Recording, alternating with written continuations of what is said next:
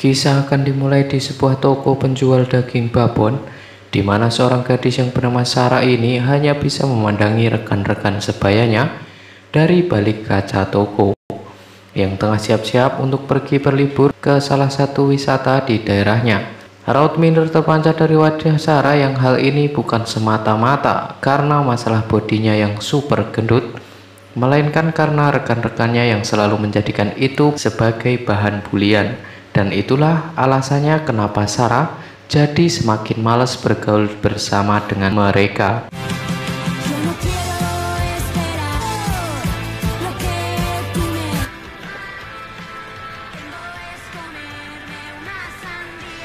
Di sana ada dua gadis remaja yang bernama Claudia dan Rosie. Mereka sengaja datang ke toko untuk mengambil pesanannya terlebih dahulu. Namun dengan usilnya Rosie, mereka memfoto Sarah dan keluarganya lalu mempostingnya di Instagram dengan hashtag keluarga babi, yang spontan membuat Sarah sangat terpukul karenanya.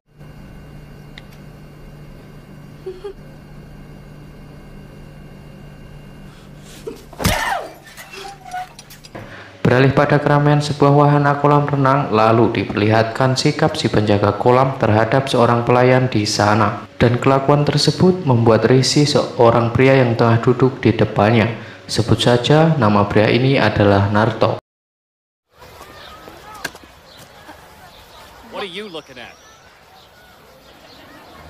Kembali ke Sarah yang masih larut dalam kesedihannya akibat bulian tersebut, sampai-sampai selera makannya pun hilang.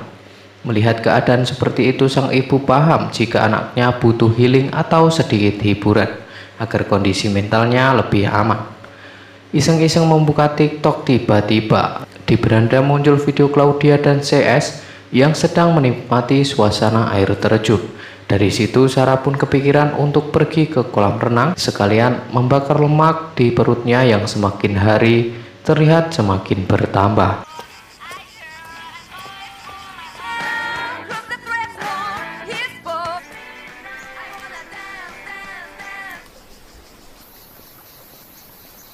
Keadaan kolam yang sepi membuat Sarah sedikit percaya diri. Setelah mengganti kostum, ia berjalan ke pinggiran kolam tanpa menghiraukan sekelilingnya yang sedikit berantakan.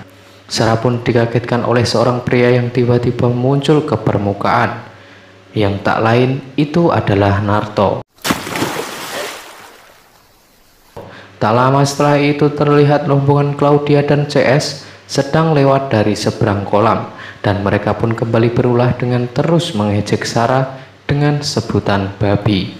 Sementara Narto yang berada di dekat Sarah melihat jelas raut wajah kesedihan di wajahnya. Dikira mau membela, dia pun malah pergi meninggalkan Sarah begitu saja. Oink, oink, oink. Like this? Now. Tak tahan dengan ocehan gadis-gadis itu, Sarah pun mencoba mengabaikannya dengan cara menyebur ke dasar kolam berkali-kali. Namun di saat ke permukaan, tetapi mereka masih ada di sana dan memperlakukan dia seperti pada seekor ikan buntal. There she blows, the giant pig whale. Seriously? Maka, come on, quit it. Berharap merasa kasihan, mereka pun justru bertingkah semakin edian. Dengan tanpa ragu mengambil semua peralatan milik Sarah lalu membawanya pergi. Seolah tak percaya, Sarah pun kemudian naik ke darat sehingga dipastikan kalau mereka benar-benar telah membawa semuanya. Sarah pun pulang dengan jalan kaki. Dengan penampilan seperti itu, pria-pria yang sekedar lewat pun malah ikut mencibirinya. Untuk menghindari perlakuan serupa, Sarah kemudian melewati jalan pintas yang di kanan kirinya masih dirimbuni pohon-pohon besar. Di sana dia tiba-tiba menemukan sebuah mobil yang sedang terparkir, dan siapa sangka ternyata mobil itu adalah milik si Narto yang telah menculik dan menghukum ketiga gadis yang membuli Sarah tersebut. Sempat terlihat Rosie berusaha meminta pertolongan kepada Sarah, namun rasa muak dalam hatinya membuat ia harus bersikap bodoh amat.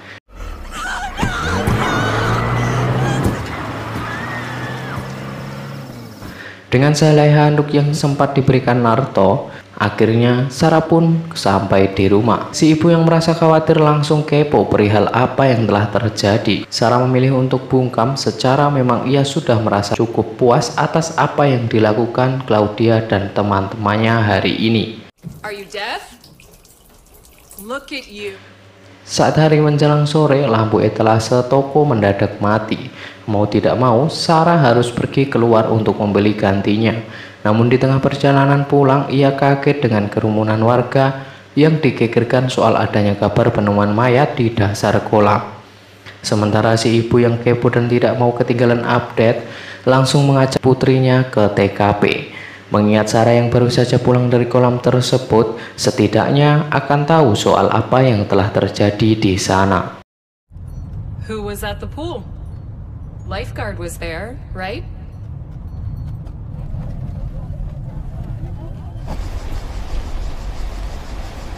Mom, what's wrong? We'll find out soon. Tak lama sampai di lokasi, terlihat polisi membawa mayat korban yang tak lain adalah si penjaga kolam tadi. Dan tiba-tiba saja Sarah muntah-muntah. She's got stomach cramps. You know you have to wait too. Lantas ibu menjelaskan kalau dia hanya mual. Yang mungkin karena merasa bahwa ternyata tadi pagi ia telah berada satu kolam bersama jasad tersebut. Spontan Pak Polisi menganggap perlu untuk mendapatkan keterangan lebih lanjut dari Sarah, yang di satu sisi memang sudah punya firasat jika pelakunya adalah si Narto. Namun karena tak ingin ikut terseret dalam kasus ini, maka Sarah pun harus menyinggung sedikit soal pembulian yang juga sempat dialami saat itu. Went to the pool. What do you mean? Call me Piggy. That's why I don't go and you do nothing. Sang ibu menyarankan dia agar berusaha menurunkan berat badan dengan hanya mengkonsumsi lalapan, itu pun cukup sehari sekali saja. Di tengah obrolan tersebut, mereka kedatangan seorang bernama Elena. Dia adalah ibu dari Claudia untuk menanyai Sarah soal nasib anaknya. Namun sebelum dijawab, Elena sudah disuruh angkat kaki duluan minggat dari sana. Si ibu pun sudah tahu semua yang selama ini Claudia dan rekannya sering lakukan terhadap Sarah. Daughter, Elena. You'll think I'm crazy, but Klaus. Slut Rosie. Call my daughter her. And you have the gall to come here and interrogate? Come on, get the fuck out! I'm leaving. Hingga saat Sarah menyadari jika HP-nya telah hilang, saat itulah Sarah teringat lokasi ketika Naruto menyiksa teman-temannya tadi siang. Yang dipastikan HP-nya juga ikut terbawa bersamanya. Dan setelah mensabotase HP sang ayah, Sarah pun memberanikan diri untuk pergi menuju lokasi tersebut. Selang beberapa saat akhirnya Sarah berhasil menemukan apa yang dia cari. Namun di saat yang sama Naruto muncul dan langsung membawa Sarah bersembunyi. Seiring kedatangan Elena bersama keluarga lain yang juga akan melakukan penelusuran di sana. Town's network coverage. Do the girls come here often? Perhaps they lost their phones. All three of them? Di sisi lain rupanya Naruto telah jatuh hati kepada Sarah, di mana itu terlihat dari tatapan yang penuh penghayatan. Sayang momen tersebut tak berselang lama sebab Elena dan rombongan hampir saja mempergokinya. Girls, it's Amaya. Where are you? Claudia! Rosie! Maka! Sesampai di rumah, Sarah masih begitu terkesan dengan pertemuan barusan, sampai-sampai ia hanyut terbawa ke alam fantasinya.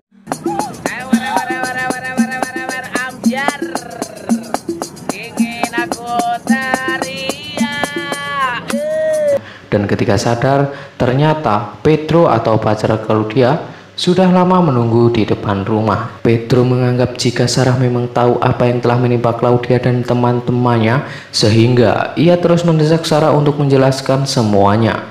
Namun di sini Sarah justru ingin agar Pedro tahu jika mereka benar-benar telah menganiaya dirinya dengan kejam.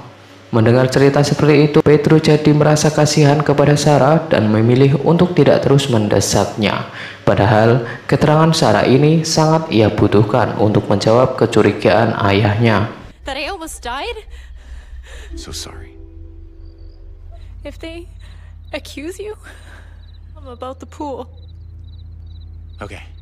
Berikut Elena yang justru menuduh dia sebagai pelakunya. Di sisi lain, Naruto yang berhasil masuk ke kamar Sarah secara diam-diam dan berharap bahwa pemiliknya sedang ada di sana. Setelah mengetahui Sarah tidak ada, dia lantas membuka laci pakaian lalu mengambil bungkus apem milik Sarah. Who the hell are you? Sementara itu, si ibu rupanya baru tahu jika handuk yang Sarah gunakan kemarin ternyata punya Claudia. Sehingga dia menuduh jika Sarah telah melakukan hal keji terhadap Claudia. Karena tak terima dituduh seenaknya, maka Sarah pun membela diri dan percekcokan pun terjadi. Did you do? Please tell me. What did I do? You're Sarah, just like please. everyone else! Hal itu Naruto lakukan mungkin karena ia tak tega melihat Sarah terus difitnah. Selain itu, ia bahkan sempat mau menghabisi adik Sarah juga, tetapi masih bisa dihentikan sampai akhirnya ia memaksa Sarah agar ikut pergi bersamanya. Check it out, dude. Good. He's going to indulge in some pork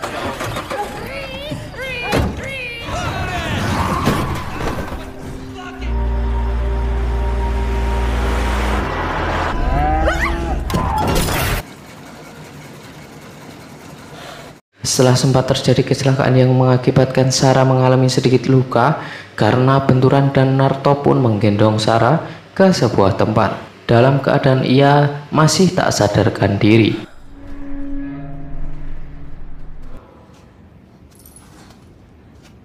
Di kala hari beranjak siang, Sarah sudah mulai sadar dari pingsannya dan bisa melihat dengan jelas bahwa rupanya ia sedang berada di suatu tempat asing berupa gudang bekas jagal babi, yang siapa sangka ternyata Claudia dan Rosie masih hidup dalam keadaan disekap di salah satu ruangan gudang tersebut. Lebih-lebih bagi Sarah yang sejatinya merupakan seorang gadis berwatak lugu dan baik hati. Meski sudah jelas bahwa Sarah mulai mau membebaskan mereka, tetapi mereka masih saja memanggil seperti biasanya. Sampai-sampai Sarah pun kebingungan menentukan siapa yang harus diselamatkan terlebih dahulu. Untie me! Hurry! Sarah, untie me! Sarah, untie me first!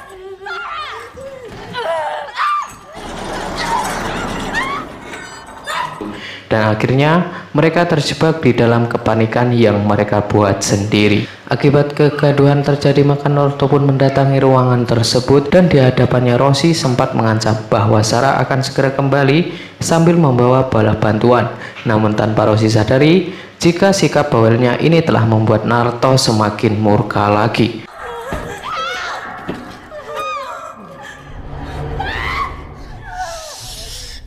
She went to get them. Berharap berhasil kabur, yang ada Sarah malah terjerumus pada sebuah wadah berlumpur darah, di mana terdapat satu jasad temannya yang sudah dimutilasi. Spontan Sarah menjerit histeris sehingga Naruto dapat menemukannya dengan mudah.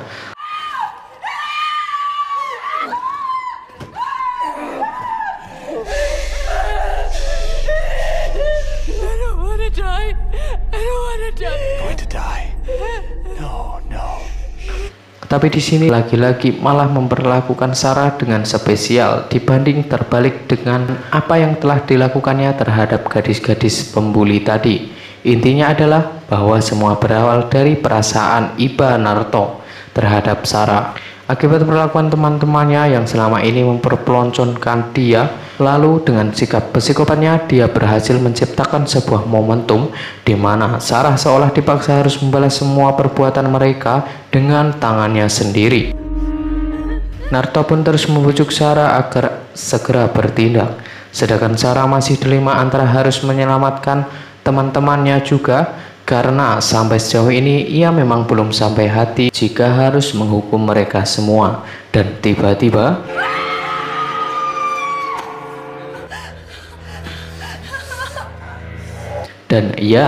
ternyata Sarah lebih memilih nekat menyerang Naruto. Meski dengan begitu, dengan mudahnya Naruto mampu membalikan keadaan, dan Sarah pun berhasil dibuat tersungkur ke tanah hanya dengan sekali tampar saja. Akhirnya Naruto lah yang memutuskan untuk menghabisi kedua gadis pembuli ini dengan tangannya langsung.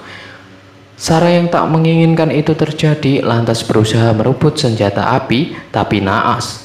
Perebutan itu malah berakibat pada sebuah tembakan nyasar yang tanpa sengaja telah mengenai lengan Claudia, hingga terputus.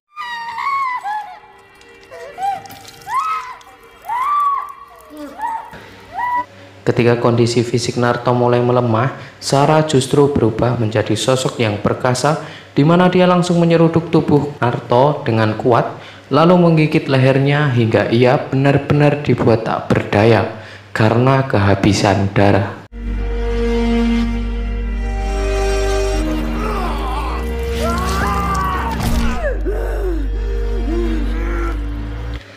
Meski telah berhasil menghabisi Naruto, namun dalam hati Sarah tetap merasa sangat bersalah karena sejatinya ia tidak ingin sampai melukai siapapun, apalagi Naruto yang sejauh ini bersikap selalu baik terhadapnya walau dengan cara yang tidak tepat.